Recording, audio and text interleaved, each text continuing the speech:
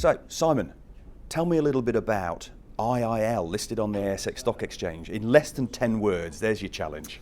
Okay, well, we exist because we want to prove that our drug for secondary progressive MS works, and we want to do that because the patients need it, it's an unmet need, and it will give a very good return to our shareholders. So that's what we're about. Okay, so tell me a little bit about where you are and why you got into this space, because this is an exciting area. Why MS? And also why the secondary part of this world? Sure. Multiple sclerosis is a really difficult disease to treat. Part of the problem is that we don't still really well understand the disease. The disease really comes in two big flavours, or main flavours. There's an early stage, relapsing, remitting form of disease.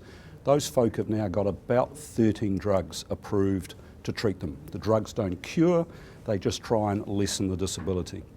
There's a late stage disease called progressive MS, and right now there are no drugs approved for those patients.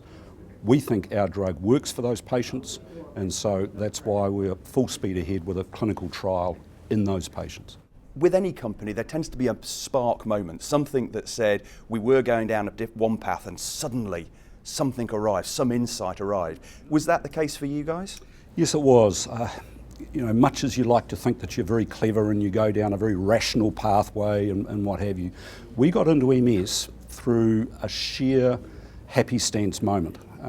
We were approached about 8 years ago by a general practitioner in New Zealand with an MS patient that was progressing very quickly, and they were desperate.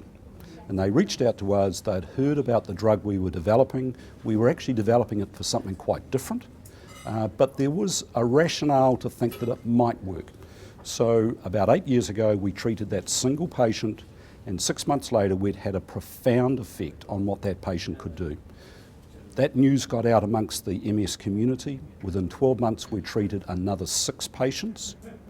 5 out of those 6 patients, similarly, it had a very positive response to the treatment. We took that information up to the National MS Society in the United States. They said, "We've never seen this happen before. This is important. We really, really encourage you to get into MS." They gave us $550,000 US to start our formal clinical trials. They're still my 8th largest shareholder. So that started that journey 8 years ago. So clearly you're very excited. And my closing question to you is, why should in general people be excited about the opportunity in this space? What is it that the investors of the Canary Network should make them go, ooh, I need to look more into this company? It's a good question. I mean, firstly, let's be very clear.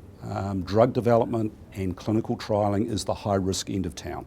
These are risky investments.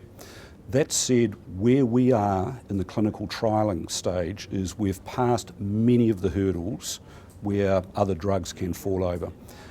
We've got a high degree of confidence because we've continued to treat patients in New Zealand on a compassionate use basis for almost 8 years. We see 70% of those patients or their doctors or their caregivers reporting significant improvement. So that gives us a high degree of confidence that unless for some reason Australians are different to New Zealanders, we should get exactly the same response in the trial that we're running right now. Thank you very much indeed for your time today, and good luck with everything. It sounds really exciting. No, thank you, and we are in an exciting stage, so thanks for your interest.